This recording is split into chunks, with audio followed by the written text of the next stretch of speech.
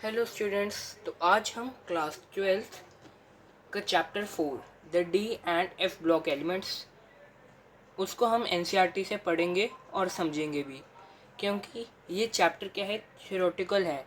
तो इसमें numerical portion जो है बहुत कम है, कंसेप्ट जो है वो आपके समझने ज़रूरी हैं, जो कि आप एनसीईआरटी से पढ़ोगे तो आपको क्लियर हो जाएगा।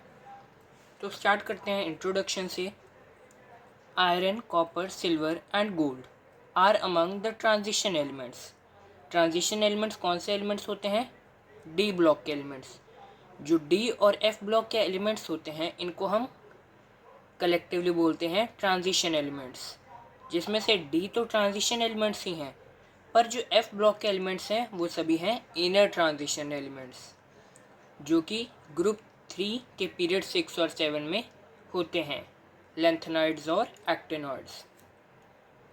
तो जो आयरन है, लोहा है, कॉपर है, सिल्वर, गोल्ड, ये क्या है? Transition elements that have played important roles in the development of human civilization.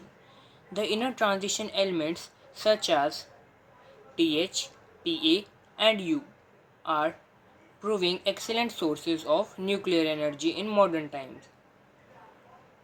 तो ये जो है थेलियम, Pa और यूरेनियम, ये सब क्या है? Excellent sources of nuclear energy. यहाँ से आपका पहला एमसीक्यू बेस्ड क्वेश्चन बन गया। The D block of the periodic table contains the elements of the group 3 to 12।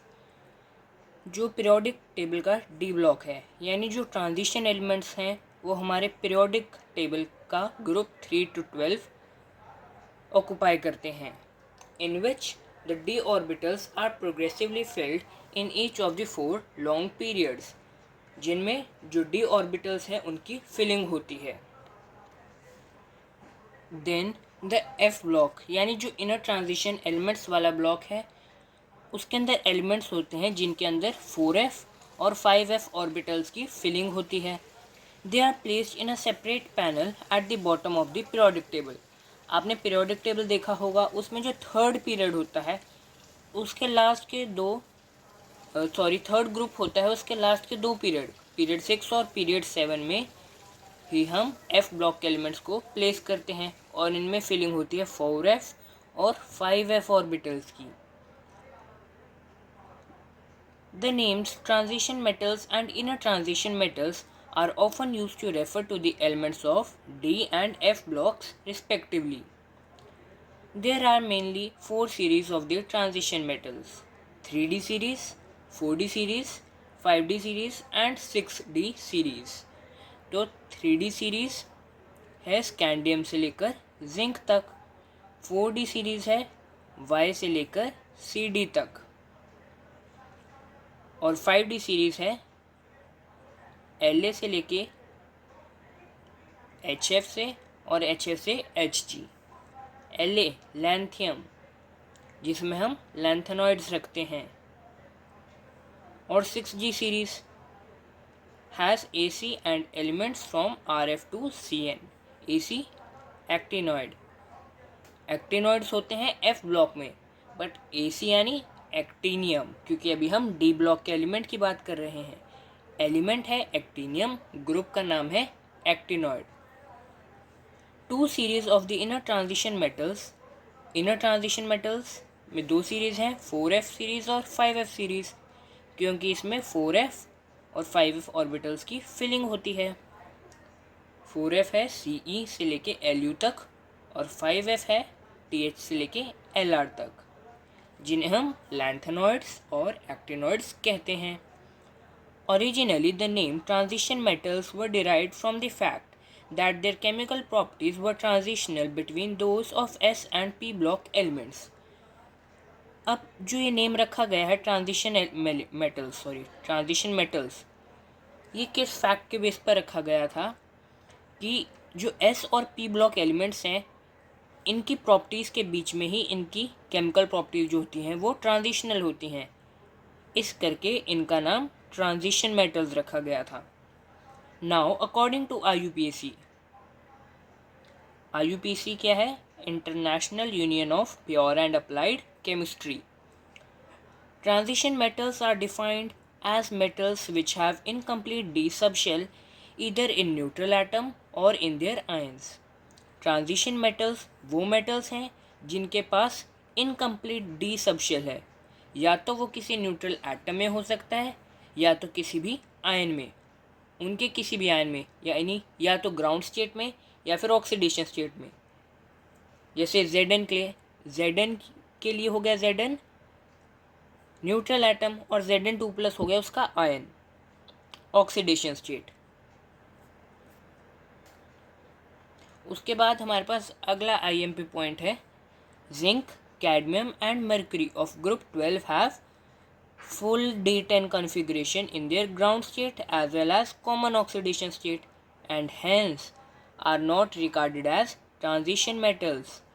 Zinc, cadmium और मर्क्यूरी ये तीन एलिमेंट्स जो हैं इनकी जो D10 कॉन्फ़िगरेशन है वो ग्राउंड स्टेट में भी और कॉमन ऑक्सीडेशन स्टेट में भी फुल है, इस करके इन्हें हम ट्रांजिशन एलिमेंट्स नहीं कहते, क्योंकि IUPAC के अकॉर्डिंग ट्रांजिशन मेटल्स वो मेटल्स हैं जिनके पास इनकम्प्लीट डी सबशेल है और इन तीनों के पास तो फुली फिल्ड डी सबशेल है। तो ये आपका एजर्शन रीजन की तरह पेपर में पूछा जा सकता है। However, being the end members of the 3D, 4D and 5D transition series respectively, their chemistry is studied along with the chemistry of transition metals. Zinc, cadmium और मर्क्यूरी क्या हैं? ग्रुप 12 के मेंबर्स हैं, यानी आखिरी जो हमारा ग्रुप है उसके मेंबर्स हैं, यानी 3D, 4D और 5D सीरीज़ के मेंबर हैं, वो भी ट्रांजिशन एलिमेंट के ही। तो इस करके इनकी जो केमिस्ट्री है वो हम ट्रांजिशन मेटल्स के साथ ही पढ़ते हैं। The presence of partly field D और F orbitals in their atom make transition elements different from that of the non-transition elements. Hence, transition elements and their compounds are studied separately.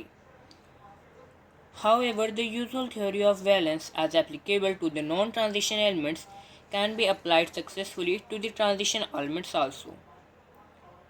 Various precious metals such as silver, gold and platinum and industrially important metals like iron, copper and titanium belong to the transition metal series.